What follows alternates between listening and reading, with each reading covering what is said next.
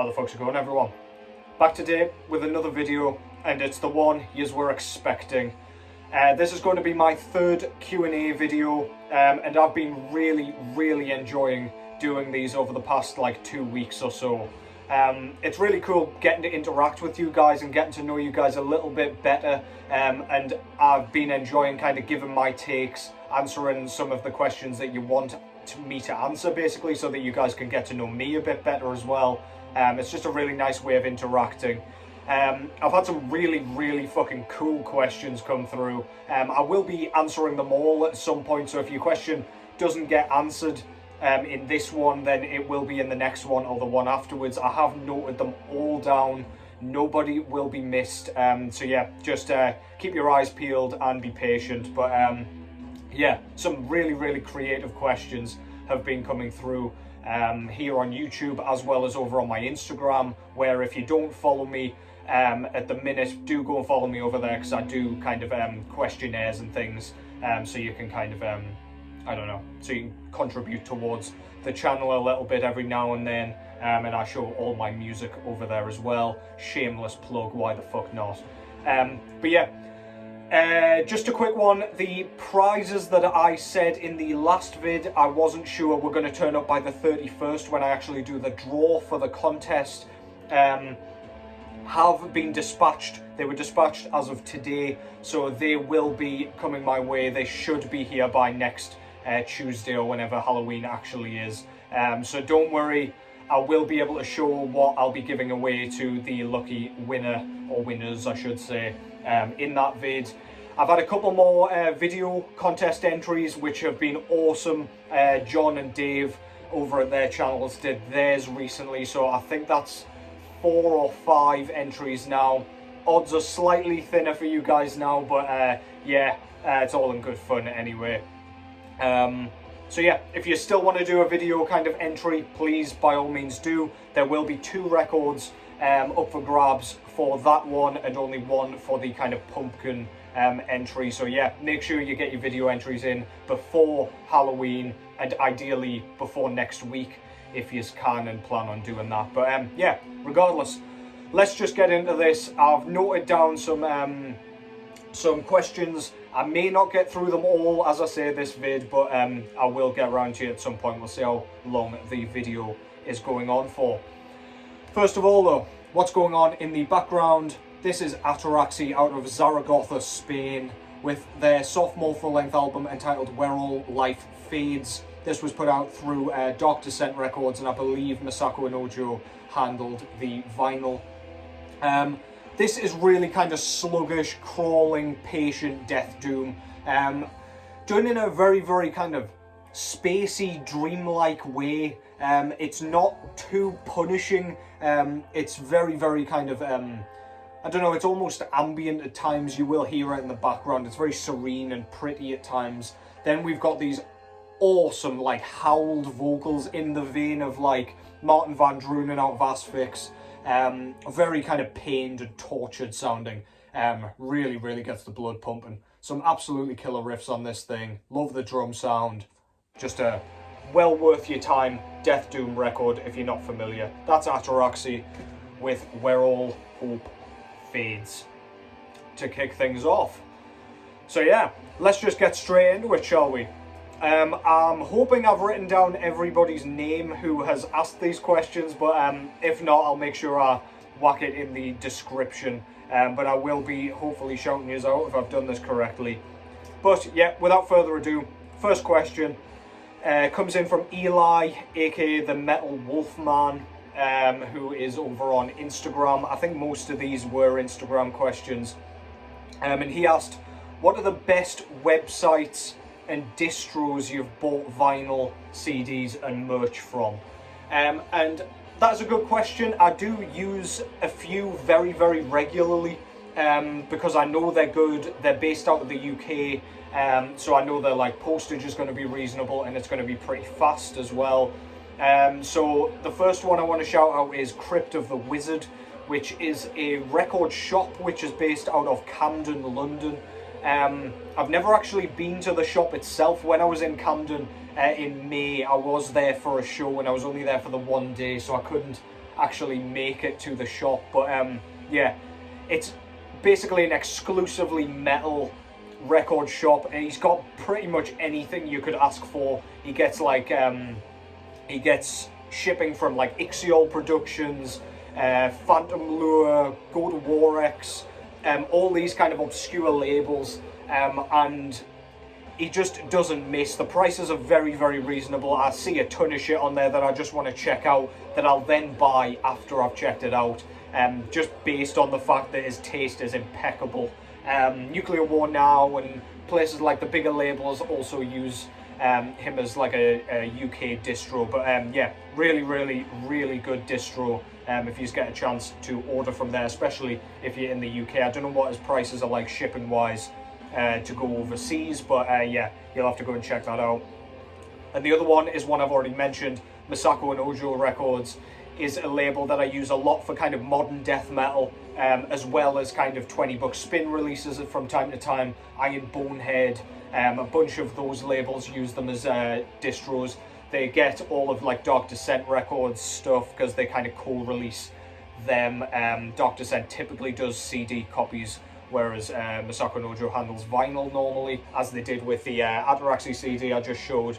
But yeah, they're two of my absolute favourites, and yeah, I can't recommend them enough. Absolutely killer. So yeah, thank you very much, Eli, for the question. There'll be a few more questions coming from Eli as well. He's always kind of dropping some more questions for me, which I appreciate. Cheers, dude.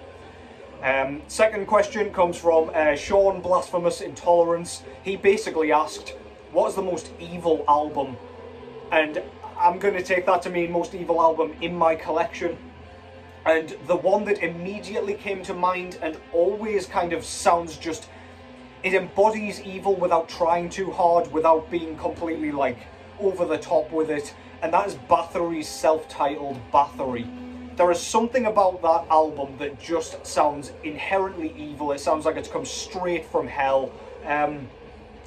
It's not kind of, I don't know, it sounds authentically evil. The production's not kind of over the top grainy or staticky as though it's being done completely on purpose. It sounds like he's just got shitty recording equipment, very nasally kind of wicked sounding vocals, riffs for days that have that like infernal sound, very kind of high pitched and like, I don't know, almost robotic. It's kind of hard to explain.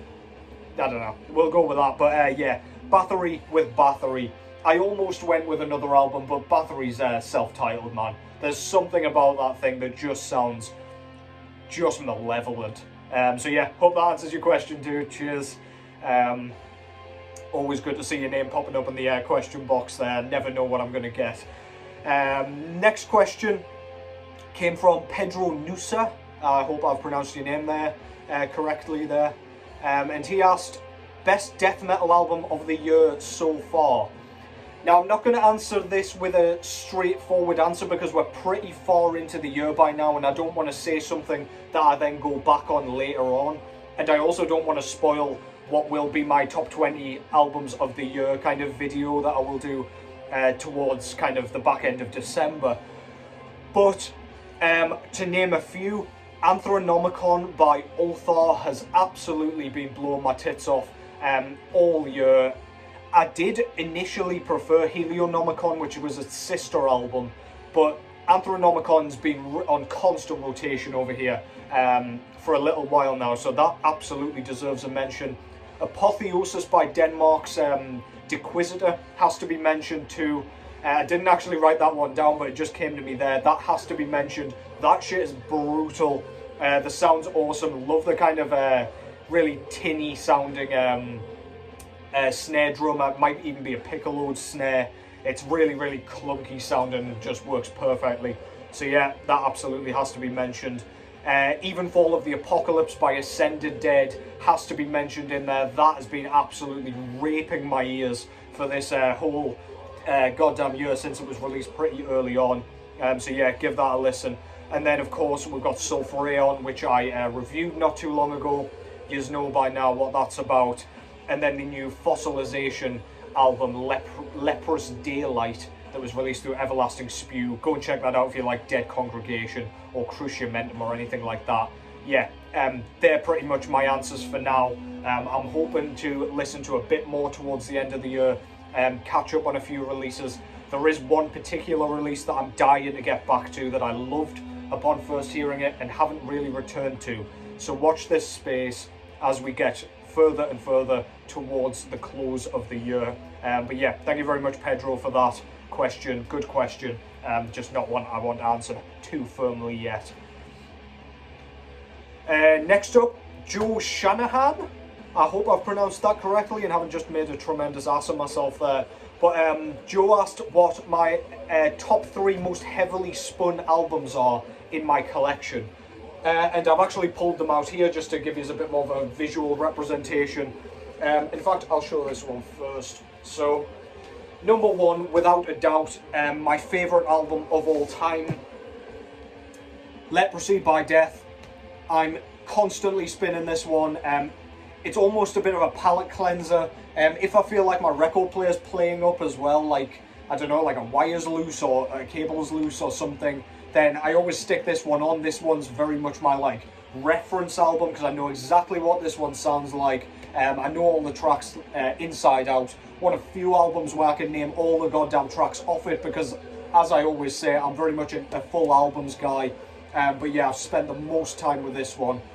First proper death metal album I heard, and it's the one that stuck by me for the entire time. Fucking love that thing. You all know it, but I mean, holds a lot of nostalgia for me. And I got this actual copy from my local record shop when I was in uni at Bangor University in North Wales. Shout out Wales there for you, John. But yeah, didn't expect to see this one in there, and I actually got a fair few gems from that shop. Mudshark Records it is called. I hope it's still there, but shout out to them if you just want to go and buy something. Next up, Ngwa with their 3rd full-length album, Exercises in Futility. This, when it came out, I mean, it completely rocked extreme metal vinyl, as in the page on Facebook. The entire community was posting this goddamn thing, and I picked it up based on, like, listening to one track off it. I was like, yeah, it sounds pretty cool, let's pick it up. And it was unique back then, and it's still unique today, no matter how many kind of copycat bands come along. This one is absolutely fantastic. It's their best work to date, in my opinion, and it's one of my favourite black metal albums of all time. Poland's Ngwa, which means fog in Polish, if you are interested. Oh, fuck me. Here we go. See, this is why I shouldn't try and be smart and pull records out beforehand. And the final one, I would say, is this one. So this is a first pressing of Pestilence's Consuming Impulse from 1989. So this band is out of Netherlands. And yeah, this is Martin van Druenen's kind of introduction to death metal. He did Malleus Maleficarum before this one. But yeah, this is where it became death metal as opposed to the thrashy sound we got on the debut, excuse me. His vocals sound as sinister as ever on here. I've read interviews where he said, nearly dropped it there, that would have been great. Where he said like his vocals were nowhere near the peak of their powers on this one. It wasn't until like Asphyx where he started to come into his own. But the riff writing, Martin van Druenen's bass work, and indeed his vocals as well, and the songwriting and everything. This is one of my favourite death metal albums of all time. So yeah, that one's being spun a lot over here as well. Makes it way better than it's on a first pressing record as well. Get your words out, boy. But yeah, hope that answered your question, Joe. Cheers for that. And finally, I've got a question from Wheels of Mercury, who is often commenting on my videos. I'm sure you'll have seen his name about. He's also got a channel himself, so yeah, go and check him out. I don't think he posts all that often, or at least based on me going over there and having a quick glance, he doesn't seem to. But yeah, keep it going over there, lad, and hopefully we get some more kind of viewers over there. But yeah, he's asked, what is your opinion on metalcore and deathcore? Love it, loathe it, or somewhere in between? This is a very, very interesting question. I do not loathe it, I'll tell you that much. When I was first getting into metal, around the time when I started listening extensively to things like Metallica, Iron Maiden, whoever else it was around that time, I can't really remember off the top of my head. I started getting into like Ahab as well around that time, the Funeral Doom band. But yeah, deathcore was a huge part of my kind of formative metal years. I listened to like a few bands, Whitechapel being one of them, Suicide Silence being another one, Bring Me the Horizon's like debut album to an extent, but I never got deep into it. Like, I knew I liked the extreme sound, like Slipknot pushed me in that direction. That's kind of where the screaming and kind of harsher vocals came into my kind of tastes. But yeah, deathcore was where I started to like realize, oh shit, this is really cool. Like, I love the harshness and the heavy, like the brutality of it. But then I discovered death through Leprosy. So I think I saw, I think it was Ollie Sykes even, out of Bring Me the Horizon, who was wearing a Scream Bloody Gore t-shirt on one of his videos or interviews or something, and I loved the front cover, so I was like, right, I'm going to check that out. I'll see what he's like wearing that for. It was very eye-catching, loved the colour palette and everything.